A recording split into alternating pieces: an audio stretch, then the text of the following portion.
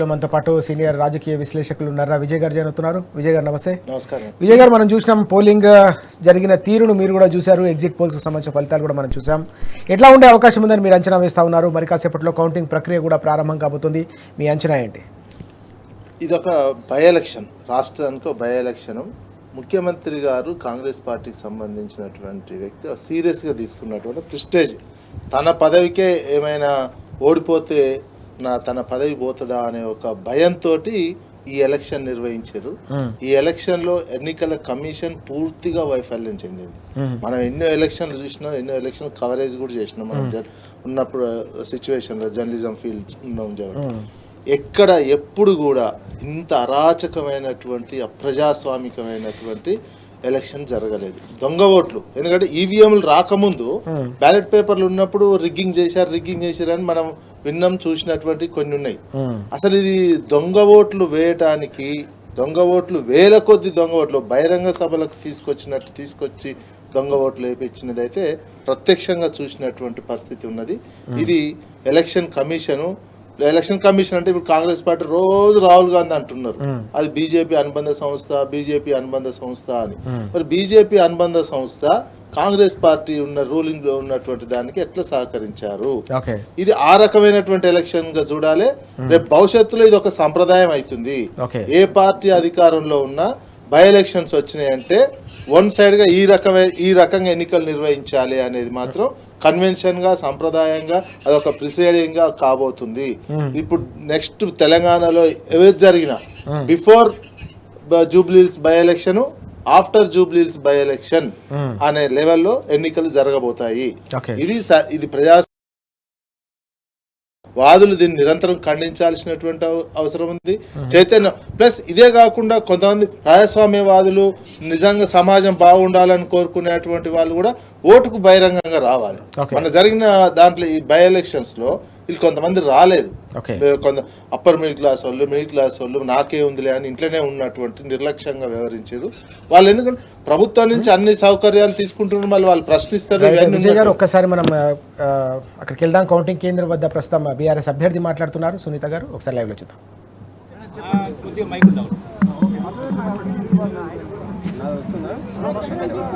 న్యాయం ధర్మం గెలుస్తుంది, మనం గెలుస్తున్నాం.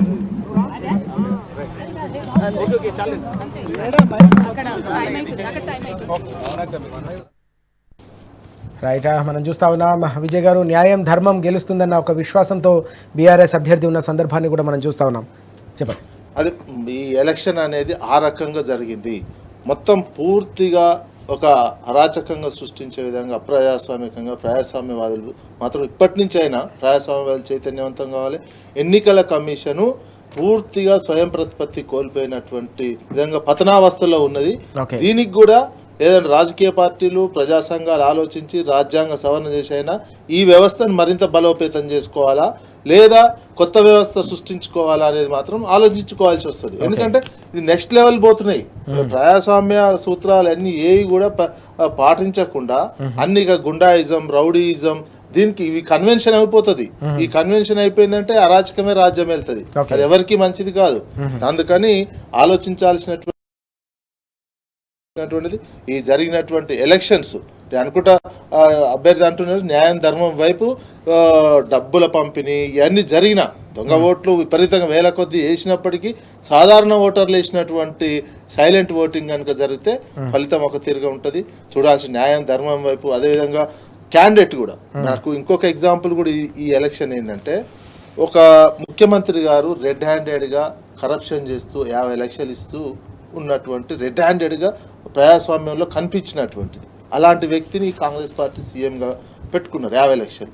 మరోవైపు ఆ 50 లక్షలు ఇస్తూ దొరికినటువంటి వ్యక్తి బై ఎలక్షన్ వస్తే ఒక రౌడీ షీట్ ఫ్యామిలీ చరిత్ర ఉన్నటువంటి వాళ్ళని రంగంలోకి దింపారు. అంటే ఒక రెడ్ హ్యాండెడ్గా దొరికిన వ్యక్తి, ఒక రౌడీ షీట్ ఉన్నటువంటి ఫ్యామిలీ ఎలక్షన్లో దిగితే ఏ రకమైనటువంటి అరాచకాలు ఉంటాయో కూడా తెలంగాణ సమాజానికి చూపించారు అధికారంలో ఉన్నటువంటి. ఇవన్నీ పరిగణలోకి తీసుకోవాల్సినటువంటి అవసరం ఉన్నది.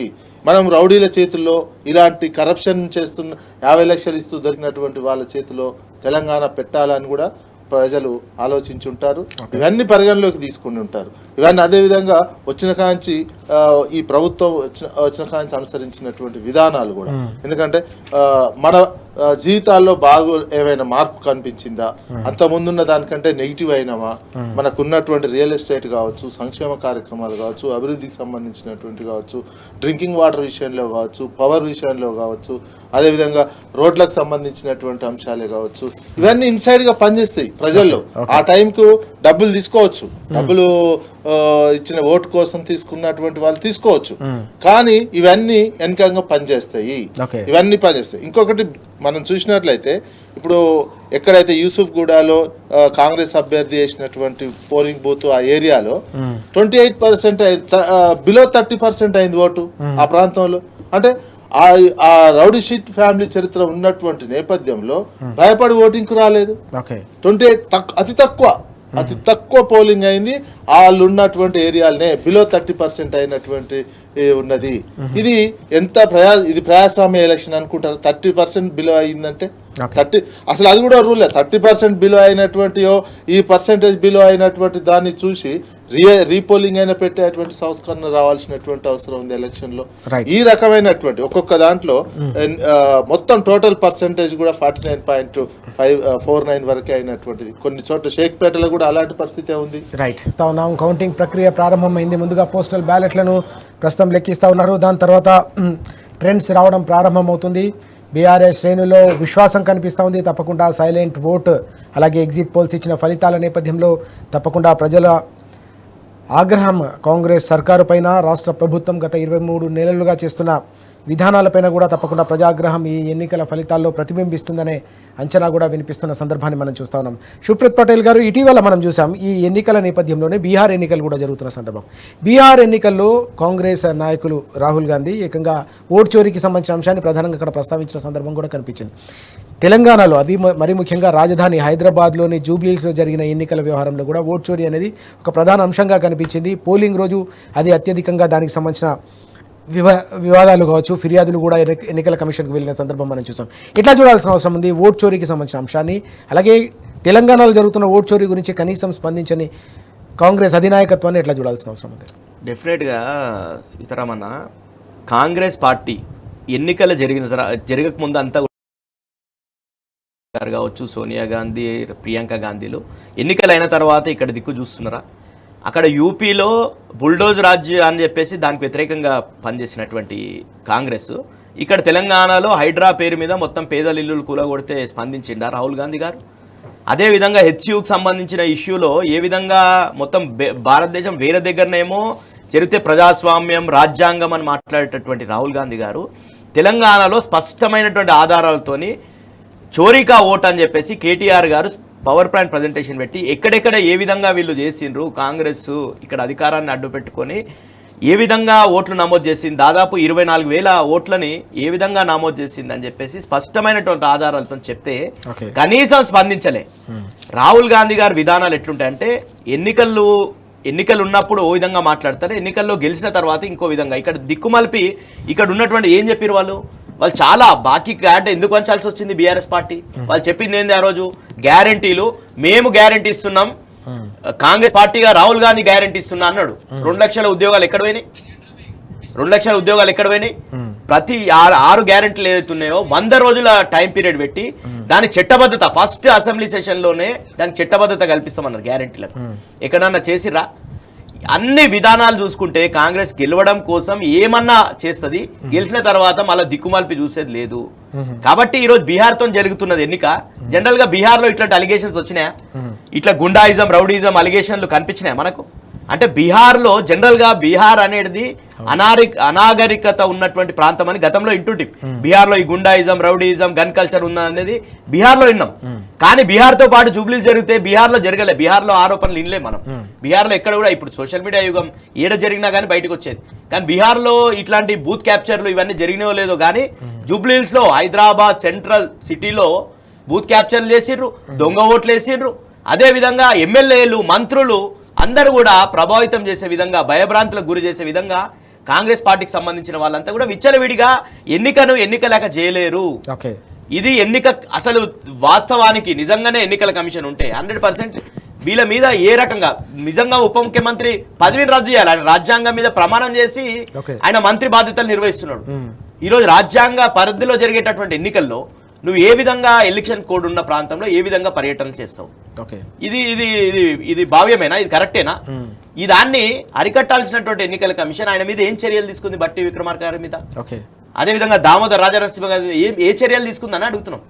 స్పష్టంగా ఎన్నికల కమిషన్ కావచ్చు, బీజేపీ ప్రభుత్వం కావచ్చు, రేవంత్ రెడ్డి గారికి అండదండలు ఉన్నాయనేది స్పష్టమైనటువంటి ఆధారాలు మనకి జూబ్లీహిల్స్ ఎన్నికల్లో బయటపడ్డాయి. వాళ్ళు ఎక్కడ కూడా ఎందుకు క్యాంపెయిన్ చేయలేరండి? ఈరోజు ఇక్కడ కూడా ప్రతిష్టాత్మకమైనటువంటి ఎన్నిక కదా. ఎన్నికకు బీజేపీ అధినాయకత్వం ఎవరైనా వచ్చిరా? ఒకరన్నా? వీళ్ళు నామమాత్రంగా ప్రచారం చేశారు. కిషన్ రెడ్డి గారు కావచ్చు, బండి సంజయ్ గారు నామమాత్రంగా ప్రచారం చేసి తప్ప ఎక్కడ కూడా వాళ్ళు ఎఫర్ట్ పెట్టలే. ఎందుకు పెట్టలేరు? కారణం ఏంది అంటే ఈడ బీఆర్ఎస్ పార్టీ వాళ్ళు ట్రయాంగిల్ ఫైట్ అయితే బీఆర్ఎస్ ఈజీగా విక్టరీ జరుగుతుంది కాబట్టి, అది జరిగితే మొత్తం తెలంగాణ సమాజం అంతా కూడా బీఆర్ఎస్ పక్షానికి డైవర్ట్ అవుతుంది కాబట్టి రేపు జరిగే స్థానిక సంస్థల ఎన్నికల్లో మొత్తం కూడా ప్రజలంతా ఆల్రెడీ వెక్స్ అయి ఉన్నారు. బీఆర్ఎస్ పార్టీ చేసినటువంటి బీఆర్ఎస్ పార్టీ గత 10 సంవత్సరాలు ఏం చేసిందో ఈ 23 నెలల కాలంలో కాంగ్రెస్ తోని ఏం కోల్పోయినామో ప్రజలకు అర్థమైపోయింది స్పష్టంగా. కాబట్టి ప్రజలు విసుగు చెంది ఉన్నారు. ఎప్పుడు ఎన్నికలు వస్తే అప్పుడు బీఆర్ఎస్ పార్టీకి బ్రహ్మరథం పట్టడానికి ప్రజలు మొత్తం తెలంగాణ సమాజం అంతా సిద్ధంగా ఉంది. అందుకోసమే ఇన్ని నామినేషన్లు వేసారు కదా. RRR బాధితులు వచ్చేసి నామినేషన్లు వేసారు, ఫార్మాసిటీకి సంబంధించిన వాళ్ళు వచ్చి నామినేషన్ వేసారు, గ్రూప్ 1 కి సంబంధించినటువంటి నిరుద్యోగులు వచ్చి నామినేషన్ వేసారు. ఎందుకు వేసారు? సమాజం అంతా ఈరోజు చూస్తుంది జూబ్లీహిల్స్ వైపు. జూబ్లీహిల్స్ లో బీఆర్ఎస్ పార్టీని గెలిపించుకోవాలి, అదేవిధంగా కాంగ్రెస్ ప్రభుత్వాన్ని ఎండగట్టాలి. ఇది ఒక వేదికగా వాడుకున్నటువంటిది మనం చూసాం. కాబట్టి తప్పకుండా సైలెంట్ వేవ్ ఉన్నది. సైలెంట్ వేవ్ ఎవ్వరు కూడా హైడ్రా బాధితులు కావచ్చు. ఈ రోజు స్పష్టంగా చెప్పారు, అక్కడ ఉన్నటువంటి రంగనాథ్ గారు ఆ ప్రాంతంలో కృష్ణానగర్ ప్రాంతంలో తిరిగి ఇదంతా చెరువు అంటుండే ఆయన. అట్లాంటి పరిస్థితిలో వాళ్ళు ఓట్లేస్తారని ఎట్లా అనుకుంటాం మనం? కాబట్టి ప్రజలకు మేము బీఆర్ఎస్ పార్టీగా బాకీ కార్డులు వంచినప్పుడు స్పష్టంగా చెప్పినాం ఏ విధంగా కాంగ్రెస్ పార్టీ మీకు మాట ఇచ్చి మోసం చేసింది. ఎక్కడ కూడా 200 వరకు విద్యుత్ యూనిట్ల విద్యుత్ అమలు అయితలేదు. గ్యాస్ సిలిండర్ 2 నెలలు మాత్రమే ఎంపీ ఎలక్షన్ల ముందు 500 గ్యాస్ సిలిండర్ ఇచ్చారు. ఇప్పుడు అదే 900 చిల్లరకే వస్తున్న గ్యాస్ సిలిండర్. ప్రజలందరూ కూడా స్పష్టంగా చెప్పిర్రు. అదేవిధంగా పెన్షన్దారులు జూపల్లి కృష్ణారావు గారిని పట్టుకొని అడిగినటువంటి చూడలేమా మనం? మంత్రి గారిని పట్టుకొని నిలదీసినటువంటి చూసినాం కాదు. ప్రజలందరూ తప్పకుండా అంటే విషయం ఏంటంటే శాంతియుత వాతావరణంలో ఎన్నిక జరిగితే 100% భారీ మెజార్టీతో బీఆర్ఎస్ గెలిచేది. వీళ్ళంతా కూడా భయభ్రాంతులకు గురి చేశారు కాబట్టి మెజార్టీ తగ్గొచ్చు తప్ప బీఆర్ఎస్ పార్టీ 100% గెలిచేటటువంటి అవకాశాలు 100% ఉన్నాయి. మనం చూసాం. తప్పకుండా ప్రజా వ్యతిరేకత కాంగ్రెస్ సర్కారుపై రోజు రోజుకు తీవ్రమవుతున్న నేపథ్యంలో జరిగిన జూబ్లీహిల్స్ ఎన్నికల్లో తప్పకుండా బీఆర్ఎస్ విజయం సాధిస్తుందన్న విశ్వాసాన్ని పటేల్ గారు వ్యక్తం చేస్తున్న సందర్భం.